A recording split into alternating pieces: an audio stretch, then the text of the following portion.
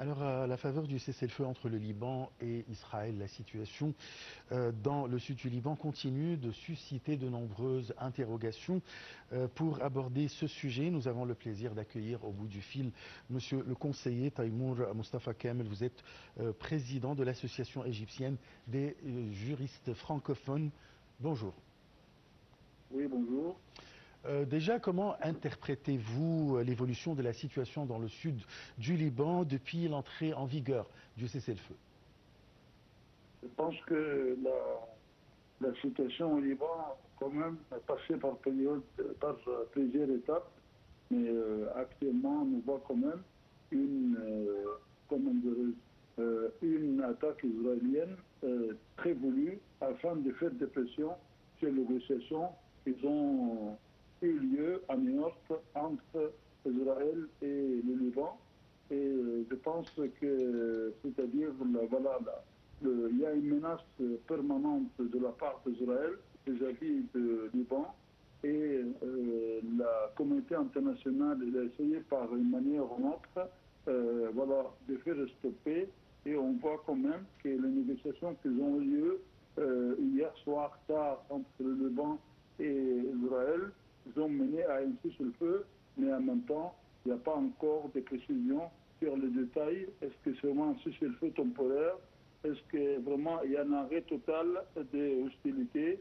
Donc, ce sont des questions à poser et savoir attendre la réponse. Mais aussi le problème du Liban est lié aussi au problème de l'Iran et la guerre d'Israël et les États-Unis vers l'Iran. Mais je pense que l'Iran quand même a posé une condition afin de continuer les négociations avec le projet d'un accord avec les États-Unis, qu'il faut arrêter tout le massacre au Liban afin qu'il y aura une continuité de négociations entre les Américains et entre les Américains et les Iraniens. Mais je vois que la communauté internationale, quand même, n'a pas vraiment mis tout son poids au niveau du Conseil de sécurité afin qu'il y aura vraiment des sanctions qui sont appliquées à Israël vis-à-vis de massacres qu'ils ont commis au Liban. Nous avons quand même 1 million de réfugiés, nous avons beaucoup de pertes humaines, nous avons aussi une situation économique très grave au niveau du Liban et nous voyons qu'il y a quand même très peu d'aide vis-à-vis de la crise libanaise.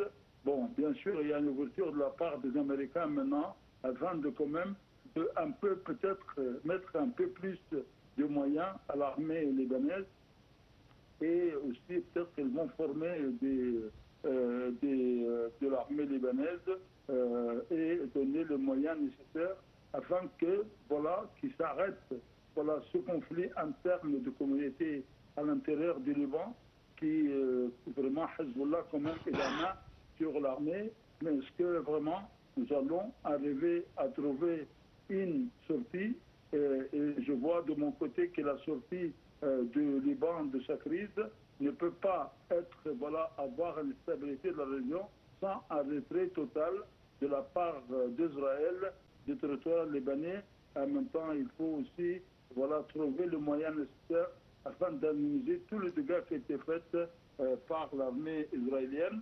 Et si nous souhaitons avoir un Liban et un retour au Liban et mettre aussi les moyens nécessaires pour qu'ils puissent trouver une stabilité, tout cela il est lié aussi au problème de l'Iran et la guerre en Iran et aussi la situation en général dans le Golfe.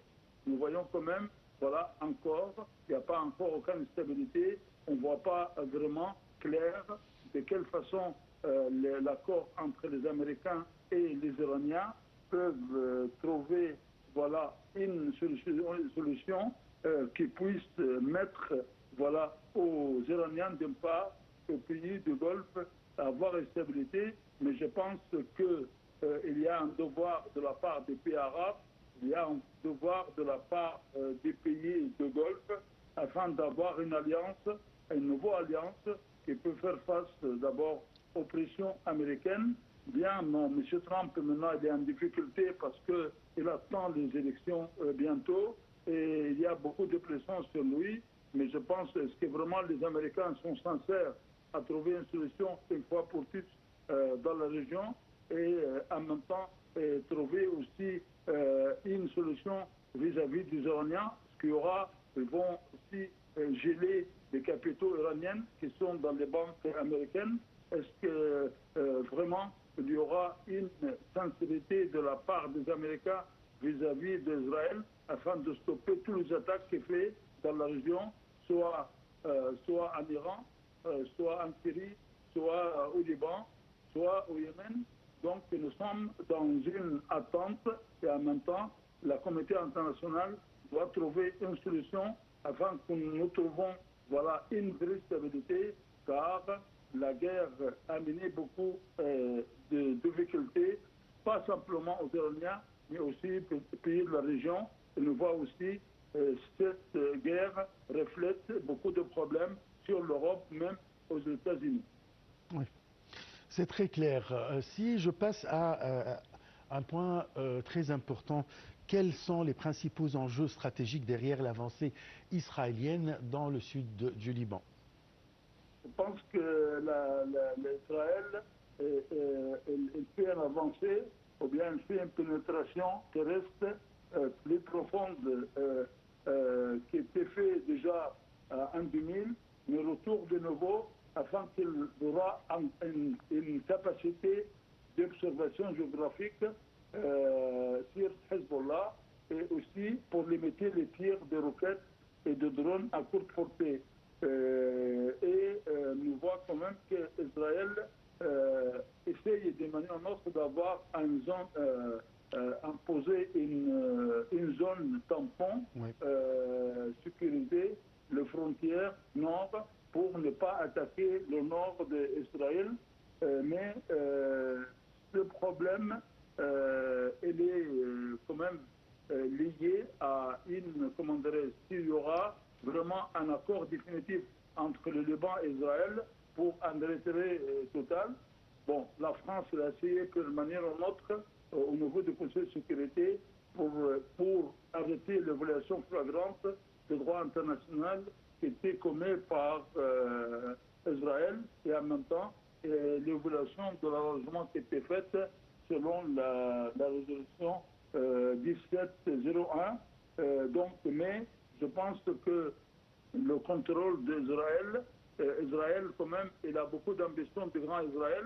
Est-ce que vraiment, s'il y aura un accord entre Israël et Liban, est-ce qu'il y a vraiment un vrai retrait? Est-ce que vraiment Israël cherche vraiment la paix, ou bien elle cherche à avoir encore élargir Israël par les attaques, car Israël, depuis sa création en 1948, n'a pas arrêté d'attaquer. Il a attaqué en 1948, il a attaqué en 1967, 1956, il a attaqué en 1973.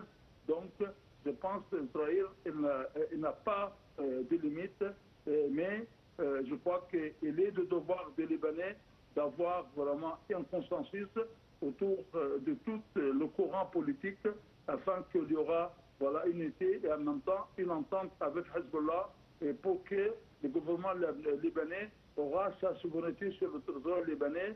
Il y aura une seule armée. Cette armée, s'il est bien renforcée par l'aide américaine et française, je pense que cela va donner une vraie stabilité et en même temps trouver aussi une tranquillité afin que le Liban vienne quand même, comme avant, la Suisse de l'Orient.